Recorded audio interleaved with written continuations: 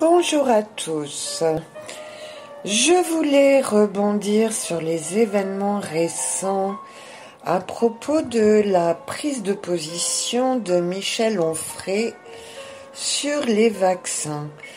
Ça a fait un tollé dans les milieux éclairés, dits conspirationnistes du web, qui sont en réalité, comme j'espère que vous l'avez compris, bien informés, simplement bien informés sur cette propagande, et ça a été véritablement la consternation chez ceux qui lui accordaient crédit et l'écoutaient, dont notamment une de mes élèves qui m'avait envoyé sa revue, je sais plus comment ça s'appelle, populaire, je ne sais quoi, le Front populaire. Enfin bon, moi je voulais recadrer les choses, hein.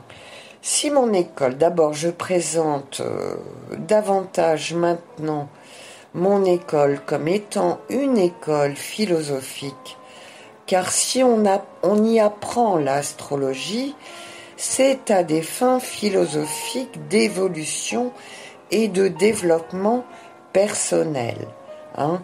Donc quand je vois de plus comment est traitée et maltraitée l'astrologie, j'ai bien entendu à cœur de m'affranchir de cette médiocrité que j'observe, car malheureusement le statut de l'astrologie ayant été tellement dévalorisé par la société depuis que Colbert l'a évincé de l'université, eh bien ce ne sont pas les plus beaux esprits qui s'y adonnent, il faut bien le dire.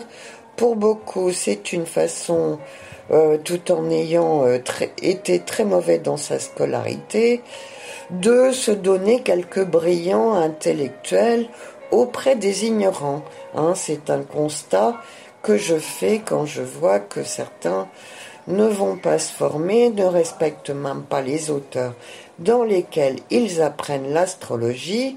Donc là, on est dans le constat général où en est la société actuelle et sa décadence au plan au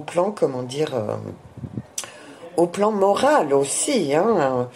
J'ai remis en valeur l'éthique parce que je ne conçois pas des individus qui parlent d'astrologie karmique sans avoir un comportement éthique, parce que lorsqu'on est imprégné de cette philosophie, on doit être conscient du karma que l'on génère par les manquements à l'éthique. C'est pour moi un minimum, hein, que je ne vois pas, malheureusement, chez certains se prétendant astrologues karmiques. Voilà, mais ce que je voulais repréciser, hein, c'est que quand on est astrologue, on est philosophe, mais dans la lignée socratique et platonicienne.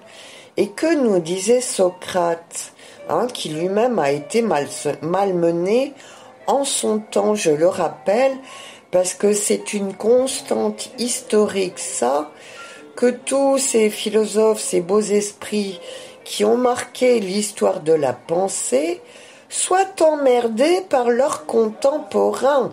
Un Pythagore a failli se faire brûler son école par une grosse brute.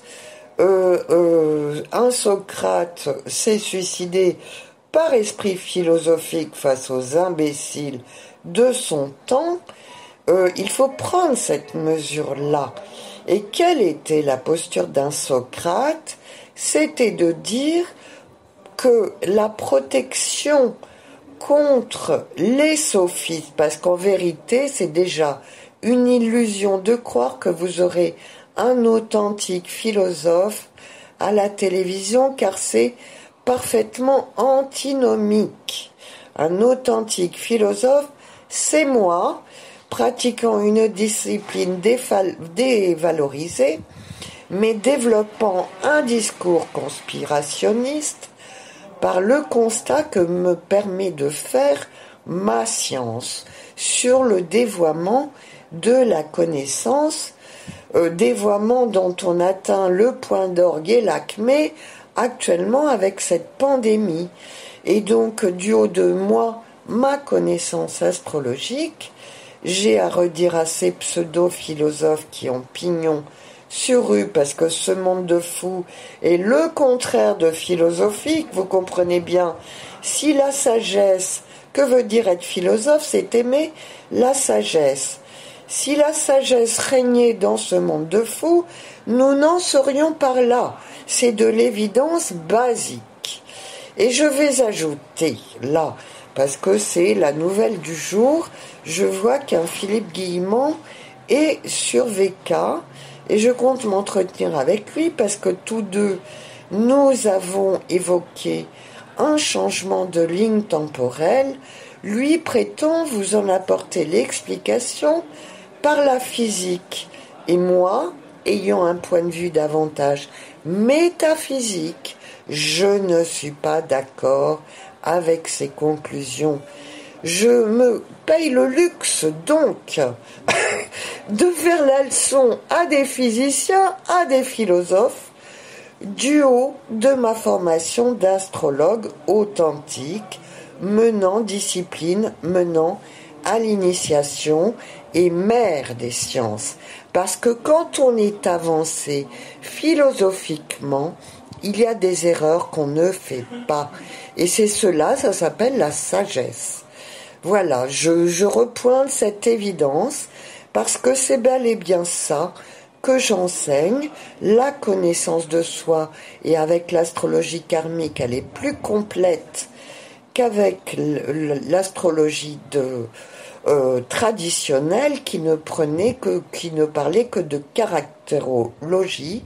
Avec l'astrologie karmique, on intègre la mémoire de l'âme. Et c'est ça la véritable connaissance de soi, car qui dit âme dit inconscient. Hein. On a mis un autre mot, mais psyché, la racine grecque, veut dire âme. Donc nous parlons de la même chose. Là, encore dernièrement, dans un article, on nous parle d'épigénétique, mais c'est un mot savant pour cacher une chose qui est dite de longue date dans nos domaines dits ésotériques et marginalisés par la science dure actuelle. Mais nous parlons très exactement de la même chose, avec d'autres mots.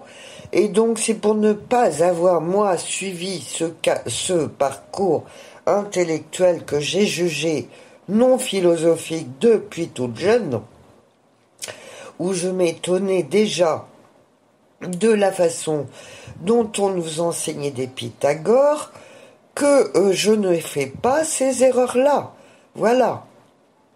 Donc c'est, puisque ces podcasts ont pour fin d'éclairer l'astrologie karmique, que je vois même un élève comme Emmanuel Leroy, qui a été pourtant formé à mon école, n'a pas ce b.a.-ba-là et se prétend philosophe, voyez comme il est important de recadrer réellement ça. Hein, parce que moi je fais figure d'ovni dans ce monde qui n'a pas compris que l'authentique philosophie, c'est dans l'astrologie évoluée qu'on la trouve, car on suit la lignée d'un Socrate, nous le disant.